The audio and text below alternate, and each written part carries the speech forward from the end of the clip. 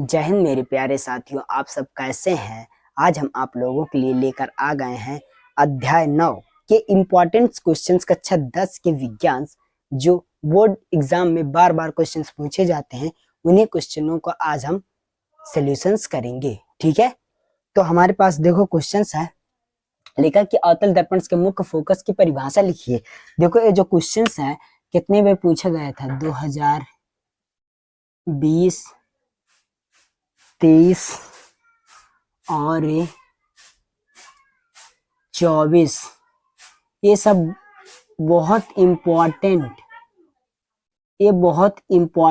Questions हैं। ठीक है, ये बोर्ड एग्जाम में अक्सर पूछे ही जाते हैं। ठीक है, तो हमारे पास कहता है मुख्य फोकस की परिभाषा लिखिए।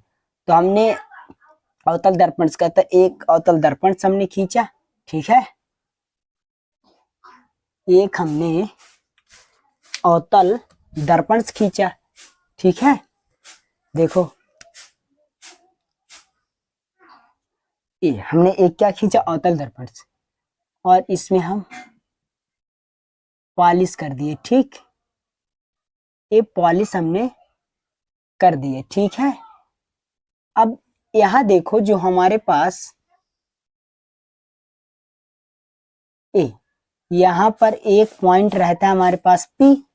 अब यहां पास हम देखेंगे, कहता अवतल दर्पण के मुख्य फोकस, यहां हेडिंग डाल लो मुख्य फोकस। मुख्य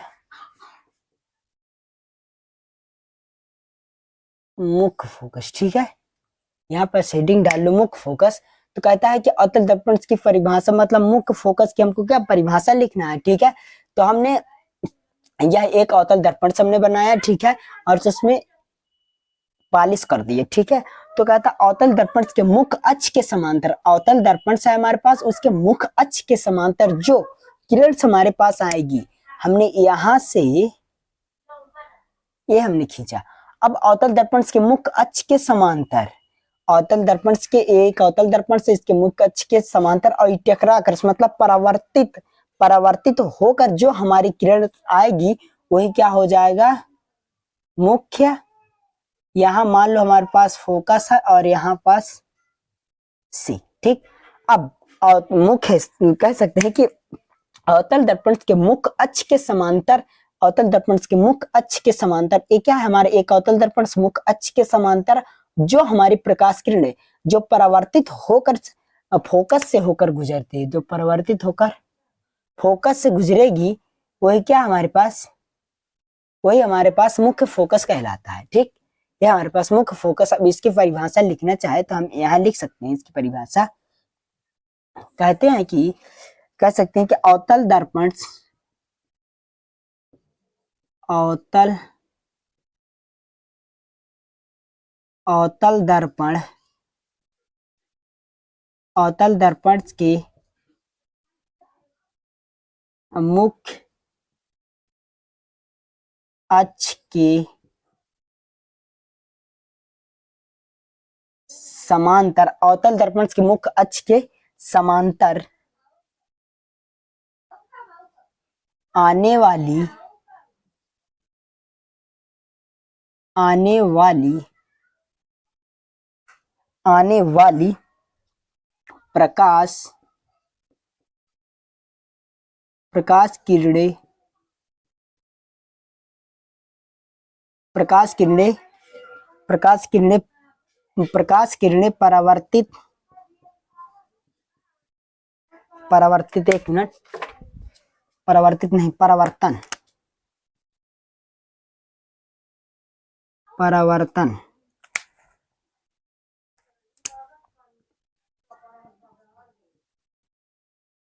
परावर्तन के पश्चात, परावर्तन के पश्चात मुख्य फोकस, परावर्तन के पश्चात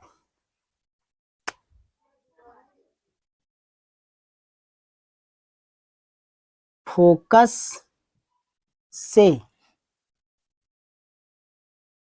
होकर गुजरती है उसे ही मुख्य क्या है, मुख्य फोकस कहते हैं, फोकस कहते हैं। ठीक है, अब हम अगला क्वेश्चन देखेंगे, दूसरा क्वेश्चन हल करेंगे। कहता है कि दूसरा क्वेश्चन, एक गोली दर्पण की वक्रता त्रिज्या 20 सेंटीमीटर है तो इसकी फोकस दूरी क्या होगी। एकदम सिंपल क्वेश्चन है, इसमें कुछ नहीं करना है, सिर्फ हमारे पास दिया है वक्रता त्रिज्या 20 सेंटीमीटर है तो इसकी फोकस दूरी ज्ञात करना है। सिंपल, हल करेंगे सोल्यूशन।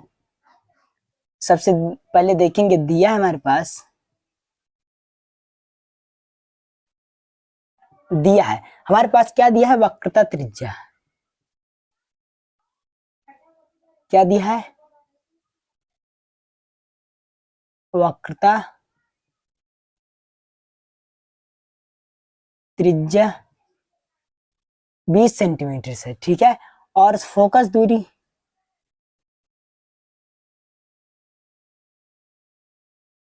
फोकस दूरी बराबर होता है,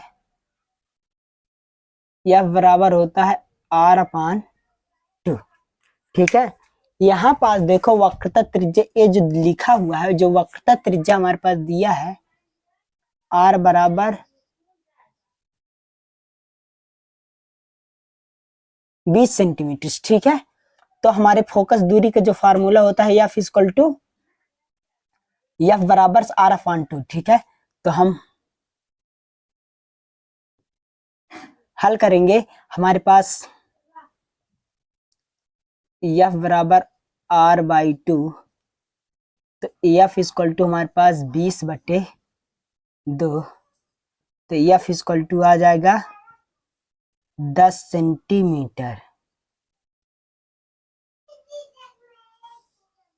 तो यहाँ लिखेंगे, अतः क्या है, गोली दर्पण,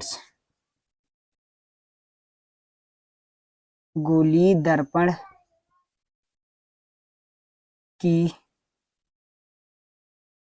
वक्रता त्रिज्या कितना है, 10 सेंटीमीटर होगी। अब हम अगला क्वेश्चन करेंगे। ठीक है,